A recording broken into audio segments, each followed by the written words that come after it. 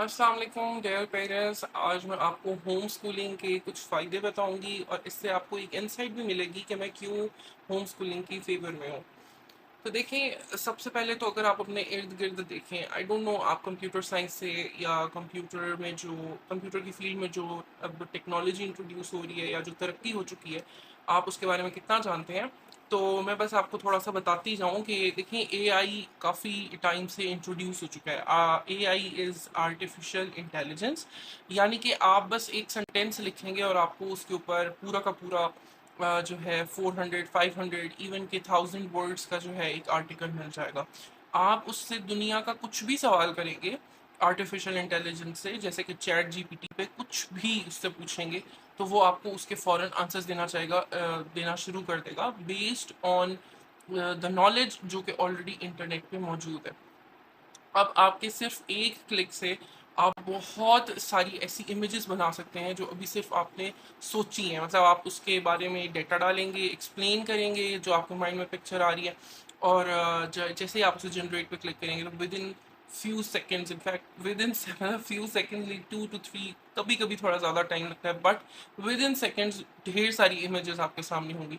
अब आप सिर्फ और सिर्फ कुछ स्टेटमेंट्स और एक स्क्रिप्ट लिख के पूरी की पूरी एक वीडियो तैयार कर सकते हैं, चाहे अपने यूट्यूब चैनल के लिए बनाएं या चाहे कुछ भी। यानी कि एआई ने आपका हर काम आसान कर दिया है जो डिजिटली आपको पहले करने में बहुत मुश्किल हो रही थी। और इसी की वजह से बहुत सारे प्रोफेशंस जो हैं और बहुत सारे लोग जो फाइवर पे और डिफरेंट प्लेटफॉर्म्स पे अपनी सर्विसेज दे रहे थे, उनको लगता है कि शायद एआई उनको रिप्लेस कर जाएगा। लेकिन इस सब के साथ साथ पाकिस्तान में देखें अब क्या हो रहा है कि हमारे यहाँ हमारा जो बच्चा है वो अभी तक बीएससी के लेवल तक जाके पढ़ रहा होता है कि कीबोर्ड क्या है, माउस क्या है, इवन तो उनको पता होता है।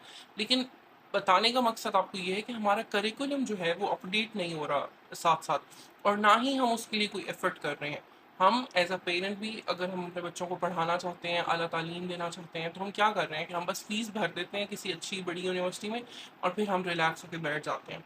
तो ऐसा नहीं होगा। आपको देखना होगा कि दुनिया कहाँ जा रही है, कौन से नए स्किल्स आ रहे हैं, और आपको उसके मुताबिक अपने बच्चों की करियर काउंसलिंग भी करनी होगी, क्योंकि हमारे मुल्क में करियर काउंसलिंग भी नहीं होती अनफॉर्चुनेटली। तो अब जब वापस होम स्कूलिंग पे आते हैं तो देखिए, होम स्कूलिंग के बहुत फ़ायदे। अब जिस तरह मैंने 3 ईयर्स पहले जहाँ मैं जॉब कर रही थी, मैंने उनको बोला कि क्लास 3 से ऑनवर्ड्स इंटरनेशनली कोडिंग इंट्रोड्यूस करवा दी गई है थ्रू गेम्स। ऐसा नहीं है कि बच्चे को बस धकेल दो कोडिंग की तरफ, बोरिंग काम की तरफ। गेम्स के थ्रू उन्होंने जो है ना इंट्रोड्यूस करवा दिया, और हम भी इसको इंट्रोड्यूस करवाते हैं। लेकिन उन्होंने बहुत कैजुअली लिया अनफॉर्चुनेटली इसको। और अब आज 3 साल के बाद मैं आपको ये बताऊं कि 4 साल का जो बच्चा है ना, उससे लेके ऑनवर्ड्स गेम्स बन चुकी हैं जिससे आप 4 साल के बच्चे को भी कोडिंग को इंट्रोड्यूस करवा सकते हो। कोडिंग कह लें या कंप्यूटर साइंस को, अगर कोडिंग की तरफ बच्चे को ले जाना है तो कंप्यूटर साइंस को आपने कैसे इंट्रोड्यूस करवाना है, बिल्कुल वैसी ही वेबसाइट मैं आपके साथ शेयर करने लगी हूँ, जो कि मैंने अपनी बेटी के साथ इंट्रोड्यूस की है। पहले मैं उसके साथ गेम खेलती रही थी। मैंने नेट पे सर्च किया, यूट्यूब पे सर्च किया कि बच्चों को कोडिंग कैसे करवाई जाए, तो मैं यहाँ पे आपको यूट्यूब का वो चैनल भी शेयर कर देती हूँ। और वो वीडियो जो मैंने दी, तो ये गेम के थ्रू थी कि बच्चे को आप एक प्रोग्राम लिखना कैसे सिखाते हो।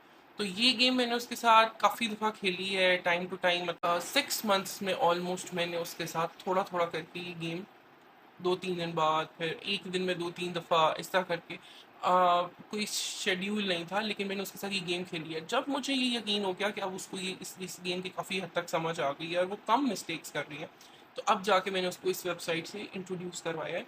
और आज हमारा पहला लेसन था।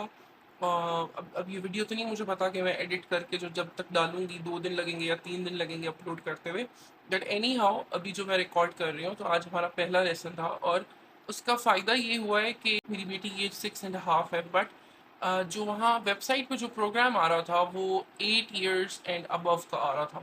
तो लेकिन मुझे लग रहा था कि वो कर जाएगी इसको, क्योंकि उससे पहले प्री रीडर्स लिखा था, तो she is not a pre reader, उसको रीडिंग आती है। काफ़ी हद तक वो अच्छी रीडिंग कर लेती है। अब मैंने उसको फिर 8 इयर्स वाले प्लान उस पर किया, और वो वही गेम थी जो मैं उसके साथ पहले कर रही थी। इवन कि आप ये वीडियो जो मैंने दिखी है, अगर आप होम स्कूलिंग में इंटरेस्टेड हैं या इवन नहीं भी इंटरेस्टेड, तो एटलीस्ट आपको पता होना चाहिए कि आप स्कूल में फीस भर रहे हो तो आपका बच्चा कितना पीछे है दुनिया की निस्बत। और आपको ये देखनी चाहिए ये वीडियोस, और आपको पता होना चाहिए कि अगर इतना छोटा बच्चा बाहर इतना कुछ सीख रहा है तो हमारे यहाँ हमारा बच्चा क्यों नहीं सीख रहा। Anyways, coming back to the topic, तो इस वेबसाइट पे आप जाइए, ये studio.code.org ये वेबसाइट है। इस पे आप जाएं और एज अ पेरेंट अगर आप इसको पहले थोड़ा एक्सप्लोर करना चाह रहे हैं तो आप बेशक अपने नाम पे इसका अकाउंट बना लें, और उसके बाद इसको एक दफ़ा खुद गो थ्रू करें, ताकि जब आप बच्चे के साथ बैठें और वो आपसे कुछ क्वेश्चंस करे या उसको कुछ समझ ना आ रहा हो तो आप ऑलरेडी उसको देख चुके हों और आप उसको हेल्प कर सकें। अच्छा, अब हेल्प की भी दो टाइप्स हैं। एक हेल्प होता है जिसमें आप सॉल्यूशन दे देते हो, और एक हेल्प होती है जिसमें आप डायरेक्शन देते हो, कि वो थोड़ा उसका थोड़ा थिंकिंग पैटर्न चेंज करते हो। तो जो हेल्प है वो बेसिकली थिंकिंग पैटर्न चेंज करने वाली हेल्प होनी चाहिए, सॉल्यूशंस वाली नहीं होनी चाहिए। ठीक है, तो ये मैं आपके साथ वेबसाइट कर रही हूँ। आपका बच्चा चाहे स्कूल जाता है, चाहे वो होम स्कूलिंग पे है, तो उसको कोडिंग की तरफ ले आए, बिकॉज अब बाकी फील्ड्स जो है ना वो काफ़ी हद तक पीछे हो चुकी हैं। कंप्यूटर के अंदर जो टेक्नोलॉजी है या जिस तेज़ी से नई चीज़ें आ रही हैं, हमें ये चीज़ें बच्चों को लाजमन सिखानी चाहिए। उनको पता होना चाहिए कि जब वो डिजिटल वर्ल्ड पे बैठे हैं, लैपटॉप कंप्यूटर के ऊपर इंटरनेट से कनेक्टेड हैं, तो क्या क्या पॉसिबिलिटीज़ हैं उनके, नंबर वन। नंबर टू, बच्चों को गार्डनिंग सिखाएं। इसके बहुत ज़्यादा फ़ायदे हैं, बहुत ज़्यादा फ़ायदे हैं। बच्चे नेचर के भी करीब आते हैं, सेंस ऑफ रिस्पॉन्सिबिलिटी उनके अंदर आती है। ये बाकायदा हमारे स्कूल में होना चाहिए, क्योंकि बच्चे देखें, जब बच्चे स्कूल जाते हैं ना, तो जब वो दोपहर को थके हुए आते हैं, और दोपहर के वक्त आप गार्डनिंग का काम नहीं कर सकते, ऑब्वियस सी बात है, या तो अर्ली मॉर्निंग होता है या इवनिंग टाइम पे होता है, तो पेरेंट्स नहीं सिखा पाते। फिर कारी साहब आ जाता है, उसके बाद फिर ट्यूशन्स भी लगवाई होती हैं बच्चों की। उसके बाद ज़ाहिर है बच्चा है, उसने खेलना है, उसने कुछ अपना पर्सनल फ्री टाइम भी लेना है, तो आप फिर ये वाली चीज़ें, ये स्किल्स उनको नहीं सिखा पाते। तो अब मैंने होम स्कूलिंग की तरफ मैं शिफ्ट हुई हूँ, तो मैं खुद भी हैरान हुई हूँ, इतना पॉजिटिव इम्पैक्ट मैं एक्सपेक्ट नहीं कर रही थी। बट मैंने अपनी बेटी को गार्डनिंग की तरफ ले गई हूँ।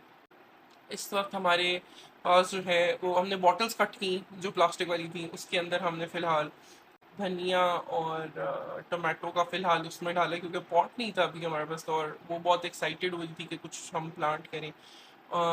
लेकिन जो अच्छा जो चेंज मैंने देखा ये था कि वो सुबह उठते ही पूछती थी कि प्लांट्स मेरे कहीं सूख तो नहीं गए, मैं उनको जाके पानी दे दूँ। और शाम में भी वो यही कह रही है, दोपहर में जाके उनको चेक कर रही है कि क्या वो ठीक है।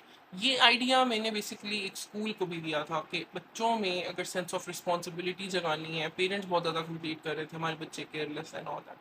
तो मैंने उनसे कहा कि समर वेकेशन में ना आप इनके समर वेकेशन में ऐड कर दें कि बच्चों को कोई पेट दे दें या कोई एनिमल या प्लांट दे दें।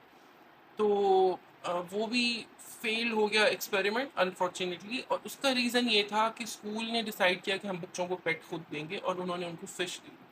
फ़िश दे देना या कोई भी पेट, अच्छा बाकी पेट्स का तो फिर भी चलो, उनको जिस तरह कैट है, डॉग है, उनको आप नहला दें, साफ सुथरा कर दें, और उसके बाद उनको आप घर में ही कहीं उनके लिए कूजी सा बेडिंग का कुछ मामला कर सकते हैं। Fish is not like that. Fish के लिए तो आपको बाकायदा उसके लिए कुछ कुछ रखना होगा, और उसकी प्रॉपर दाना डालने का जो टाइम है, जो भी है, उसको देखना होगा। तो फ़िश मेरे लिहाज से थोड़ा छोटे बच्चों को, स्पेशली जो एक केयरलेस बच्चा है, उसको एकदम से फ़िश दे देना गलत बात है, और मेरा ख्याल है ऐसा ही हुआ, क्योंकि किसी भी पेरेंट ने कोई पॉजिटिव इम्पैक्ट एज सच बताया नहीं था। उसके बरक्स आप गार्डनिंग की तरफ बच्चों को ले जाएं। बच्चों के अंदर एक सेंस ऑफ रिस्पॉन्सिबिलिटी आती है, जब उसको बढ़ता हुआ देखते हैं खुश होते हैं, जब उसको सूखता हुआ देखते हैं तो उनको एहसास होता है कि उनसे लापरवाही हुई है। तो नंबर टू गार्डनिंग, और नंबर थ्री जो मेरे लिए तो फ़िलहाल थोड़ा मुश्किल है, ऑब्वियसली हम लोग एक different kind of pattern, parenting pattern से हैं, वो है कि हम लोग बच्चों को काम नहीं सिखाते ग्लास का, वुड का। बाहर की अगर आप थोड़ी वीडियोस देखें ना, इंटीरियर डेकोरेशन, इंटीरियर डेकोर की, और स्पेशली अगर आप किड्स रूम डेकोर की वीडियोस देखें, तो आप देखेंगे कि बाहर के जो लोग हैं वो अक्सर पेरेंट्स मिलके खुद बना रहे होते हैं। उनका बेड बना रहे हैं, कुछ पार्टीशन बनानी है वुड की। उसका रीज़न ये है कि उनको वो काम सिखाए जाते हैं। हमारे यहाँ अनफॉर्चुनेटली इसको बहुत अव्वल तो किसी का इस तरफ ध्यान ही नहीं है। और अगर आप किसी को कह भी दोगे तो वो कहेगा कि ये क्या, मैं अपने बेटे को कारपेंटर बनवा दूँ, ठीक है।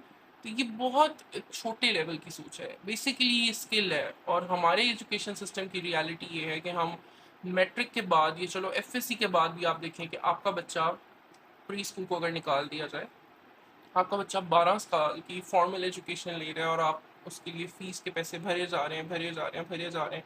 एनर्जी लग रही है पेरेंट्स की, बच्चे की सुबह उठना, तैयार होना, तैयार होके जाना।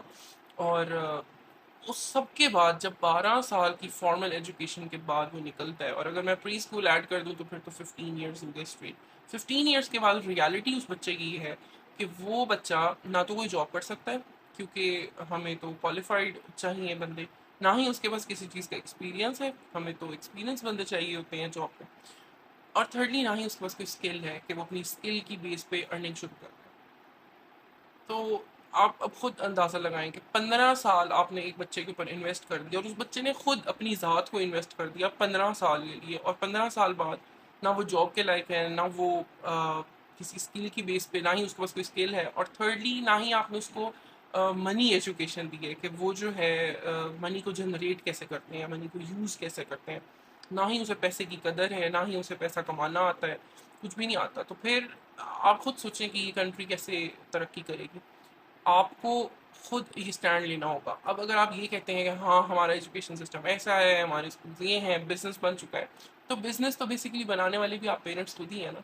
आप लोगों ने तो कभी स्कूल से डिमांड ही नहीं किया कि हमें ये सब्जेक्ट्स अपने बच्चों के लिए चाहिए और इसको इंट्रोड्यूस करें। आप पेरेंट्स ने कभी यूनाइट नहीं होना सोचा। आप पेरेंट्स तो क्या, एक कॉलोनी के लोग यहाँ यूनाइट नहीं हो सकते पाकिस्तान में। किसी एक इशू को उठाओ तो किसी को कोई मसला है, किसी को कोई मसला है, कोई किसी के ऊपर इल्ज़ाम लगाएगा। तो अगर आप में यूनिटी नहीं है किसी भी लेवल पे, तो आप भूल जाएं कि कुछ होने वाला है। लेकिन एज अ पेरेंट, अगर आप होम स्कूलिंग नहीं भी कर सकते तो एटलीस्ट स्टार्ट स्पीकिंग आउट। अपने स्कूल में जाके, बच्चों के स्कूल में जाके उनसे बात करें, दूसरे पेरेंट्स के साथ कनेक्टेड हो। नेगेटिविटी के तौर पे नहीं, अटैक करने के लिए नहीं, बट पॉजिटिविटी, पॉजिटिव चेंज लाने के लिए, इन अ पॉजिटिव एटीट्यूड। और उनसे रिक्वेस्ट करें कि हमें ये मॉडर्न और ये वाले जो टॉपिक्स हैं, मॉडर्न नॉट मीन्स जो आउट ऑफ इस्लामिक बाउंड्रीज हो, बट ये नॉलेज हमने अपने बच्चों को देना है, तो काइंडली इन चीज़ों को और इन प्रैक्टिसेस को स्कूल में इंट्रोड्यूस करवाएं। आज के लिए इतना ही, मिलते हैं एक और एपिसोड में। And yes, one last request कि गाइस प्लीज़ देखें, मैं अपने चैनल को किसी भी तरीके से हराम साइड पे नहीं ले जाना चाहती, और इसीलिए ना ही मैं कोई म्यूज़िक बैकग्राउंड पे ऐड करती हूँ, ना ही मैं अपना फेस लाती हूँ, और ना ही मैं अपनी ओरिजिनल वॉइस को लाती हूँ, और मैं अपनी वॉइस के ऊपर एआई का इफेक्ट डालती हूँ, जिससे मेरी वॉइस थोड़ी सी चेंज हो जाती है। And definitely it doesn't sound much attractive, but if you believe कि ये कंटेंट अच्छा है, ये पेरेंट्स के साथ शेयर किया जाए, तो please help me in growing my channels. Follow me on YouTube and TikTok, and share this content with your family, friends, and especially the parents जिनको आपको लगता है कि उनको इन चीज़ों का इल्म होना चाहिए। टेक केयर एंड अल्लाह हाफिज़।